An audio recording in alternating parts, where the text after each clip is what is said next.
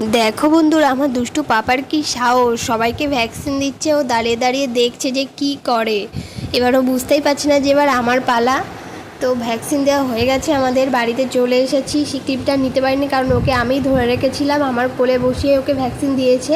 তো ওকে দেখে মনেই হচ্ছে না যে ওর এখন ভ্যাকসিন দিয়েছে। কিন্তু 2 দিন ওর অবস্থা খারাপ ছিল, খুব উঠে দাঁড়াতেই পারছিল না, মানে শোয়ালে শুয়ে থাকছে, বসলে বসে থাকছে, এরকম একটা ব্যাপার। দাপনাগুলো ফুলে গেছিলো পুরো, আর শুধু কান্না করছিল। এইটুখানি একটা মানুষ একসাথে 3টে দিয়েছে। আমার তো নিজেই দেখে মানে নিজেরই ভয় লেগে গেছে।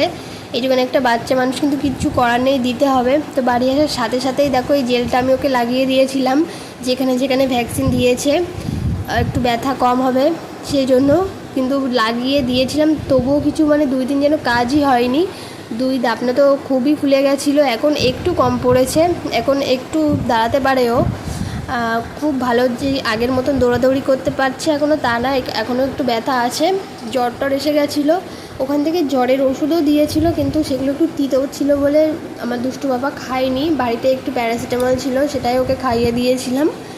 আর এখন একটু কম পড়েছে, কিন্তু খাওয়া দাওয়া একদম ছেড়ে দিয়েছি আমার দুষ্টু পাপাটা।